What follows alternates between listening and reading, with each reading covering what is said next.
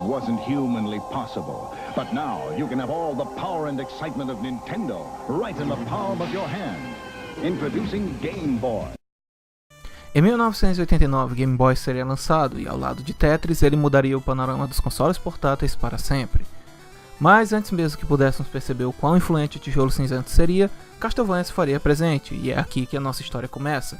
Seja bem-vindo ao Dead Pixel, e essa é a segunda parte de nossa extensa retrospectiva de Castlevania. Nesse capítulo veremos as lendas que estabeleceram o background da série, com Akumajo e Drácula Densetsu, um breve vislumbre de seu futuro e, obviamente, o impacto de Castlevania 3. Mas, como deve ter ficado claro, nossa história começa em 1989, enquanto Hitoshi Akamatsu trabalhava na sua Magnum Opus para o NES e, obviamente, não poderia começar o desenvolvimento de um jogo para o Game Boy, forçando mais uma vez a Konami a escolher um time secundário para sua estreia nos portáteis. Curiosamente, esse jogo seria programado por Yoshiaki Yamada, um dos responsáveis por King Kong 2, e nada mais nada menos do que Masato Maegawa, diretor do excelente Bucky O'Hare do NES e subsequentemente o fundador da Treasury. Mas não se anime, esse é um dos primeiros trabalhos de ambos, e assim como havia acontecido com Haunted Castle, a inexperiência com a obra seria sentida instantaneamente.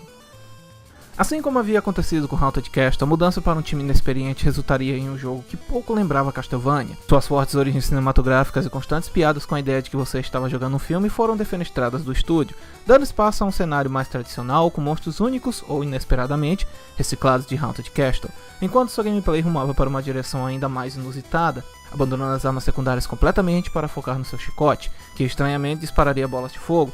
Mais estranho ainda era o fato de que corações agora eram associados à regeneração de vida, enquanto qualquer dano causaria um downgrade de seu chicote, algo que não só entrava em colisão com a estrutura da franquia, mas que também era muito frequente, não pela agressividade ou competência de seus inimigos, mas pelos controles ineficientes, pulos desajeitados e principalmente a lentidão de seu personagem, que assim como a pequena sereia parecia sentir a dor de 1000 agulhas sendo enfiadas em suas pernas para cada passo dado.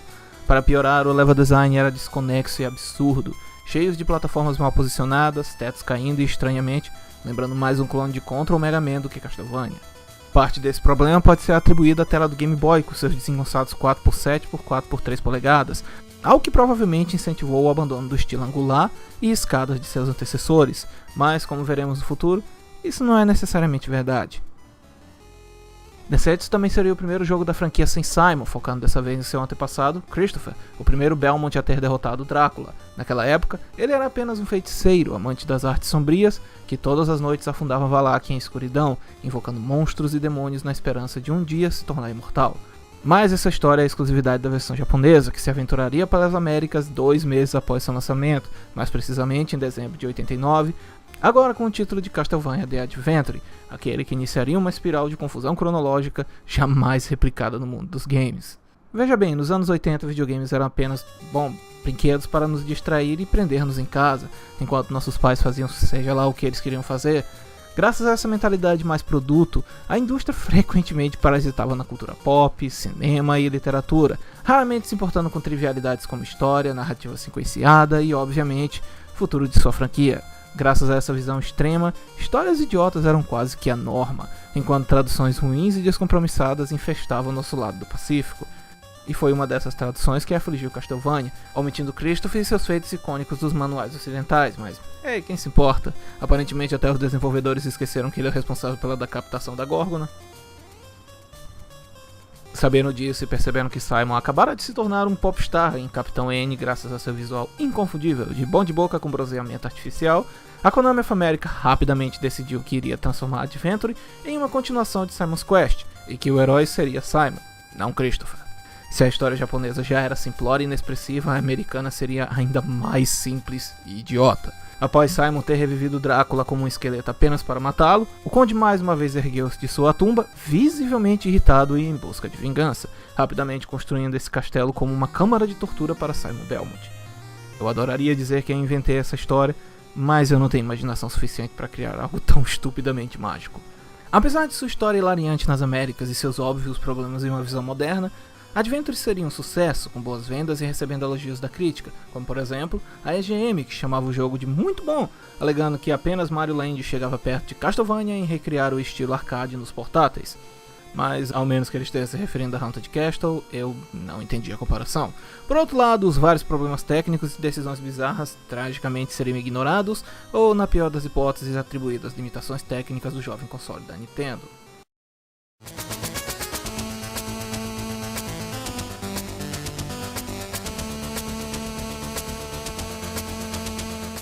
Em julho de 1991, Castlevania retornaria ao Game Boy para finalizar sua duologia, que dessa vez cairia nas mãos de Yukari Hayano, responsável por Operation C no próprio Game Boy, e Toru Hagihara, uma das pessoas mais importantes na história de Castlevania, em um de seus primeiros trabalhos de significância. O jogo seria lançado quase que simultaneamente nos Estados Unidos, com o título de Castlevania 2 Belmont's Revenge, e não, eu não tenho ideia do que ele está se vingando, mas se eu tivesse que chutar, diria que é porque ele foi excluído de seu jogo. Afinal, nessa inesperada continuação, Christoph seria reconhecido como um personagem de Adventure, oficializando a até então sequência como um prólogo, porque ter dois jogos chamados Castlevania não é cronologicamente confuso o suficiente, nós tínhamos que bagunçar essa série ainda mais. Continuando, o jogo abre com a revelação de que Drácula não morreu, mas sim usou o que restava de suas habilidades mágicas para se transformar em fumaça e sobreviveu ao desabamento do castelo. Não, espera, fumaça? Mas no final do jogo passado ele saiu dos escombros como moço. Quer saber? Deixa pra lá. História de Castlevania é um caso perdido. Voltando para a fumaça, seu combate com Christoph havia lhe drenado de todas as suas forças, fazendo com que Drácula não mais fosse capaz de sair de sua forma gasosa para sólida. Passado 15 anos, o jovem Soleil Belmont, primogênito de Christopher, finalmente atingiu sua maturidade, e uma cerimônia para torná-lo o novo caçador de monstros e provável patriarca da família foi iniciada. Toda a Transilvânia estava em festa, comemorando esse momento especial, entre eles a fumaça de Drácula, claro, que se aproveitaria do excesso de poderes mágicos presente nesse ritual para possuir Soleil, virar fumaça e de novo desaparecer. Com o filho de seu arqui-inimigo sob seu controle, Drácula reviveria seu exército, ergueria 4 castelos ao redor da Valáquia, cada um representando um elemento porque ele é chique e quer ter um castelo de gelo, ok? Para no fim, finalmente recuperar sua forma física. Horrorizado com a obsessão de Drácula por castelos, um Christoph de meia-idade se viu forçado a sair de sua aposentadoria e empunhar seu chicote mais uma vez, não só para deter Drácula e derrubar mais um de seus castelos, mas para salvar seu primogênito. Como sequências normalmente fazem, Belmont's Revenge manteve várias manias de seu antecessor, da movimentação desengonçada às similaridades com Mega Man, que provavelmente atingiram seu pico com a ideia de você poder escolher entre 4 castelos com elementos diferentes, na ordem que bem entender. Entretanto, o jogo foi vastamente melhorado, Christoph certamente ainda era lento, mas seu movimento era mais fluido, o machado e a água benta foram adicionados como armas secundárias, seu chicote não mais sofreria downgrades caso você fosse atingido, corações pararam de recuperar HP, passwords seriam introduzidos, enquanto o level design agora seria mais coerente, com uma certa não linearidade que veríamos depois em um outro jogo de Hikahara. Mais surpreendente ainda seria a total ausência das limitações técnicas gritantes de seu antecessor, provando assim que o Game Boy era inocente de suas acusações infundadas. Em geral, Belmont's Revenge foi uma melhora em tanto, porém, ele não parecia uma sequência, mas sim um update, criando uma estranha sensação de que o primeiro jogo deveria ter esse design, mas de alguma forma acabou saindo daquele jeito. Como de costume, ele obviamente seria bem recebido pela crítica, mas infelizmente não existem muitos dados sobre o quão bem sucedido ele foi em suas vendas.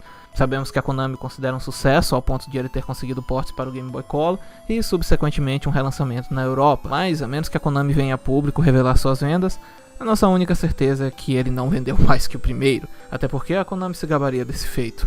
E falando em vendas, Belmont's Revenge é dono de um panfleto no mínimo peculiar, terrivelmente mal pontuado e frequentemente mal interpretado na internet. Esse artefato bizarro chamava a série de sucesso monstruoso no NES, e a primeira aventura tendo vendido 2,5 milhões de unidades, feito 60 milhões de dólares de venda, mais de 100 milhões em aluguéis, e por algum motivo eu estou me lembrando dos comerciais para vender VHS de Van Damme para as locadoras. Logo, vamos direto ao ponto. Apesar da Konami raramente revelar o número de vendas dos seus jogos, existem certos dados que chegam ao conhecimento do público facilmente. O primeiro deles é que Castlevania nunca foi um dos jogos mais vendidos do NES. Na verdade, nenhum jogo da série sequer havia chegado perto de atingir 1 milhão de unidades vendidas. E o mesmo pode ser repetido para o Game Boy. Esse número curiosamente seria alcançado por Lords of Shadows, oficialmente o jogo mais vendido da franquia, que ultrapassaria a margem de 2 milhões de unidades vendidas bem rápido. E antes dele, o mais vendido seria Circle of the Moon, o primeiro a finalmente quebrar a barreira de 1 milhão. Porém, meus exemplos estão se tornando repetitivos, e já deve ter ficado claro que aquele panfleto não se refere a um jogo, mas sim à franquia, que naquele momento tinha em seu portfólio Castlevania 1 a 3, Adventures, Vampire Killer, os gabinetes de Haunted Castle e, obviamente, a Kumajo Special, Boku Drácula Kun, que sim, é Castlevania e vamos cobrir em outro momento. Mas antes de seguirmos para um dos jogos mais queridos dessa franquia, nós devemos dar um salto temporal e partir para 2009, quando o mercado digital começava a ganhar força graças ao sucesso de jogos como Flower, World of Goo e, obviamente, a Xbox Live Arcade. Percebendo o crescimento de um mercado para jogos de baixo orçamento, a Konami contratou a M2, um pequeno estúdio responsável pela revitalização de clássicos da Sega no PS2 com a estável Sega Ages. Incumbida da mesma missão, a M2 iniciou o desenvolvimento do projeto apropriadamente nomeado de Rebirth, dando origem às bem-sucedidas continuações de Contra e Gradius para o Wii, e subsequentemente um jogo de Castlevania, que por algum motivo foi selecionado para essa revitalização, não com uma sequência, mas com um remake do jogo do Game Boy, lançado no dia 27 de outubro de 2009, coincidindo com o aniversário de 20 anos da série. E sim, o jogo foi lançado 2 meses depois nas Américas, mantendo a tradição de que Castlevania é um jogo natalino nos Estados Unidos. Intitulada de Castlevania The Adventures Rebirth, a primeira aventura de Christoph seria drasticamente modificada. Sua história simples e curta teve a parte do primeiro Belmont a derrotar Drácula arrancada, criando a mórbida sensação de que esse jogo foi comissionado com o único intuito de mais uma vez rebootar a franquia, e quem sabe, arrumar um pouco a cronologia caótica, instável e incompreensível que talvez não devesse existir. Afinal, os responsáveis por Castlevania adoram apagar seus mitos e origens em prol da construção de uma estranha fanfic que desconsidera tudo que o novo autor não gosta.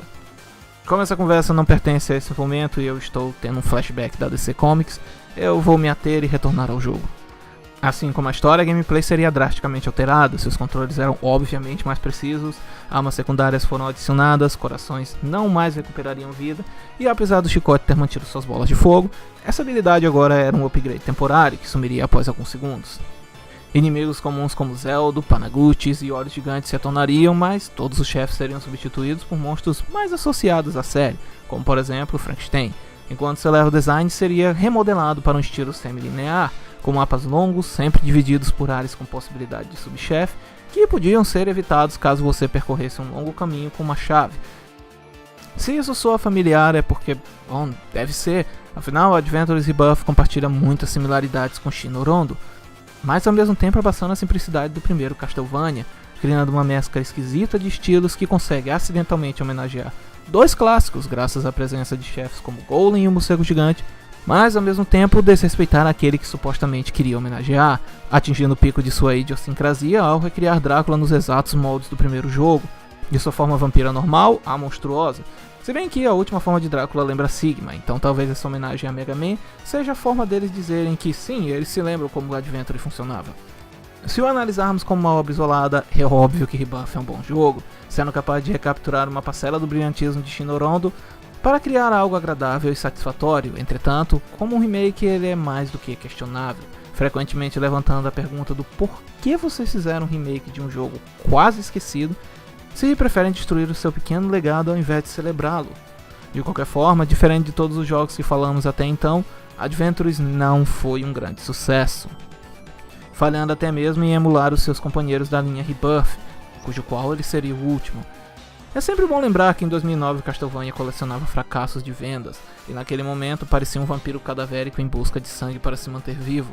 Para piorar, o jogo não teria marketing, poucos críticos falariam em seu lançamento e assim como o outro jogo da franquia, sua presença nos holofotes seria diminuída para não ofuscar a existência daquele que não deve ser nomeado, resultando em um lançamento apático na WiiWare que raramente era visitada. Mas se porventura você não conhece o jogo e ainda tem um Wii, boas notícias, a WiiWare ainda está online e essa pode ser sua última chance de adquirir o jogo legitimamente, então sinta-se à vontade para apoiar uma franquia que precisa de ajuda urgentemente. E sim, eu pulei a cronologia única exclusivamente para mostrar o estado crítico da série e alertar para esse remake enquanto sua compra é possível. Mas agora nós temos que voltar para 22 de dezembro de 1989, quando Castlevania vivia seus momentos de glória e Hitoshi Akamatsu acabara de finalizar sua trilogia no Famicom. Lançado como Akumage Densetsu, o jogo abre de uma forma impactante. Seu ar ainda era cinematográfico, mas agora seguindo um rumo mais sério e sombrio, com sua história iniciando-se nos meados do século XV. Na Cidade das Trevas vivia Vlad Tepes, um feiticeiro que vendeu sua alma para um deus sombrio em troca de imortalidade. Pouco tempo depois, Vlad levantaria um exército de horrores, até então inconcebíveis, espalhando escuridão pela Europa. Alguns bravos guerreiros tentaram impedi-lo, mas seus esforços eram em vão, e seus destinos piores que a morte, sendo amaldiçoados ou absorvidos por esse exército infernal. Em desespero, o povo da Valáquia recorreu àqueles que eles mais temiam, os Belmonts, uma antiga família de caçadores de monstros portadores do cromossomo Belmont, que lhes concediam habilidades sobre-humanas, tornando-os os únicos realmente capazes de deter as criaturas da noite. Mas, infelizmente, tais habilidades levantavam questionamentos sobre a humanidade da família, e pessoas temem o que desconhecem, o que acarretou em seu exílio. Por sorte, o povo da Valáquia conseguiria encontrar Ralph C. Belmont, um dos últimos descendentes da linhagem, que, assim como Christopher, seria o primeiro Belmont a derrotar Drácula. Inacreditável, 2 meses ele já entrar em contradição. Enfim, reza a lenda que em algum momento Christopher e Ralph eram os mesmos personagens, e que um pequeno erro de comunicação entre os times de Drácula e Akumajit Densetsu acarretou na criação acidental de 2 personagens distintos. Eu lembro vagamente de ter lido isso em alguma message board há anos atrás, mas é sempre bom levar em consideração que Akamatsu não fez parte do desenvolvimento de Vampire Killer, local onde Christopher foi concebido, e principalmente que Castlevania é uma série incrivelmente mentirosa e sem informações sobre seus desenvolvimentos. Logo, vamos levar essa história apenas como especulações, não que importe muito, já que Igarashi bateu o martelo há anos atrás com mais um reboot. Voltando para a história, Akumajit Densetsu foi a primeira tentativa real de se desenvolver uma narrativa, e principalmente mitos para Castlevania, expandindo quase nada presente nos manuais, para nos entregar um passado trágico para a família Belmont, tirando-os da zona de conforto do herói idolatrado, e traçando paralelos, mesmo que acidentais, com seu maior inimigo, o Conde Drácula. No aspecto técnico, Akumajit Densetsu visivelmente foi um retorno às origens, abandonando o mundo aberto de Simon's Quest para abraçar o estilo do primeiro Castlevania, e a princípio, tudo parecia ter voltado ao normal. A gameplay continuava truncada, enquanto os movimentos, equipamentos e até mesmo os gráficos eram idênticos. Mas nós não poderíamos estar mais errados. Sim, o nosso herói ainda era uma mancha marrom quase indiscernível, e os blocos hediondos ainda davam as caras no jogo.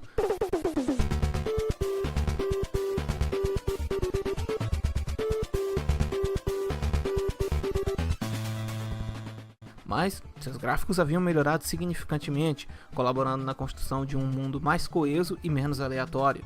Neblinas foram adicionadas, empurrando alguns inimigos e criando a sensação de movimento, enquanto navios fantasmas e florestas assombradas davam vida aos 15 cenários do jogo. Ao fim de cada um deles, você também era surpreendido com a presença da não linearidade de Simon's Quest, perguntando sempre que rota você quer seguir. Algumas delas lhe levavam diretamente ao Príncipe das Trevas, enquanto outros poderiam lhe prender em uma torre do relógio que força um backtrack inesperado.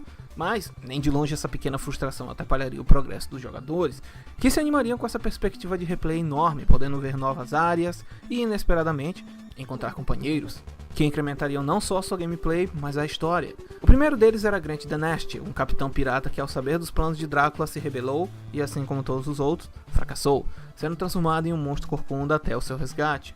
Nas suas mãos, Grant era capaz de escalar paredes, saltar mais alto e arremessar adagas. Curiosamente, a história desse personagem emula do clã da Nasty, uma família de nobres da Valáquia que se rebelou contra Tepish.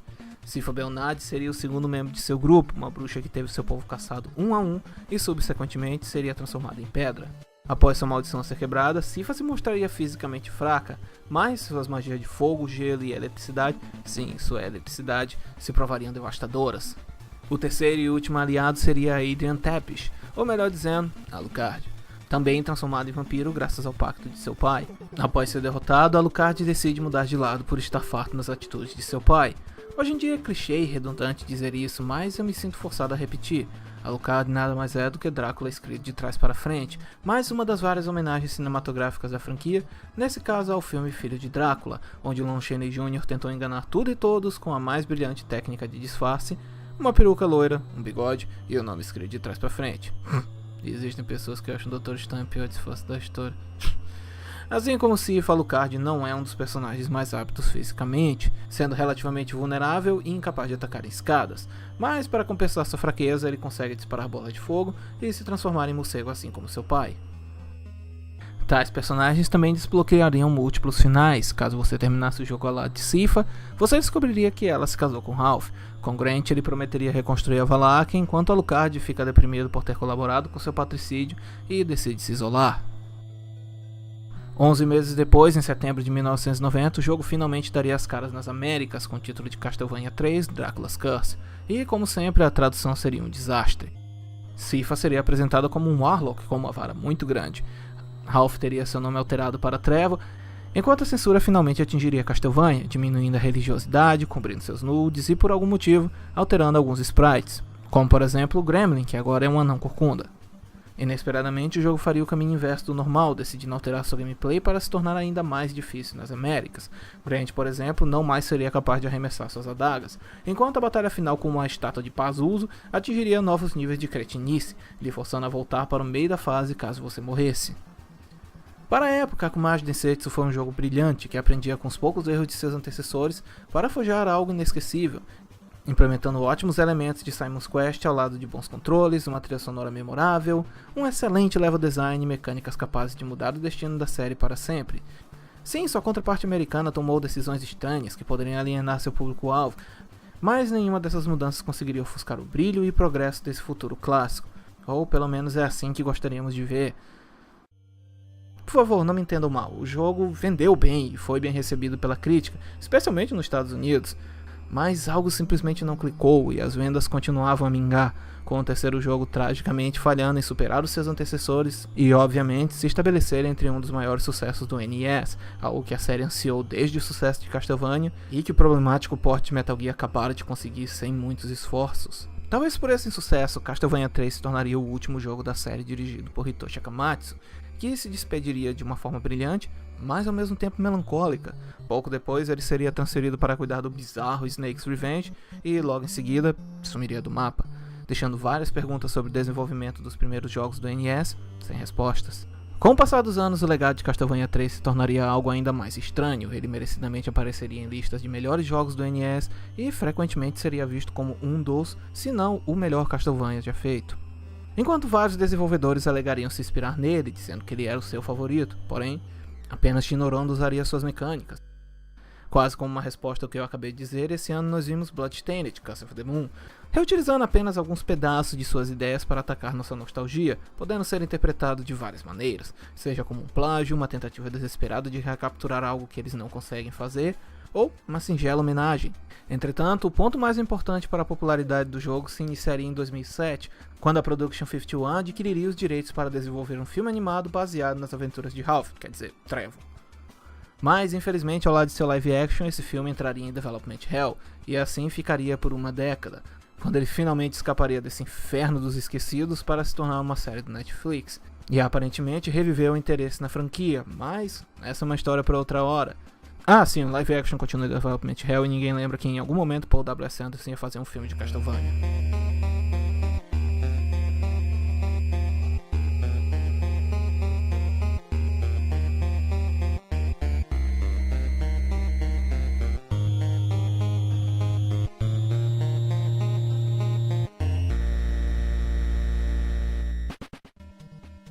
Nas mãos de Hitoshi Akamatsu, Castlevania ajudaria a redefinir o subgênero de horror por duas gerações, com um estilo irreverente que não só homenageava, mas também gerava interesse das crianças e adolescentes para com os clássicos do horror, graças ao seu mundo sombrio e ao mesmo tempo jovial. Sem ele, a ideia de estarmos decidindo o rumo de um filme certamente se perderia, forçando Castlevania a encontrar uma nova identidade, mesmo que para isso ela tivesse que começar do zero em um novo console.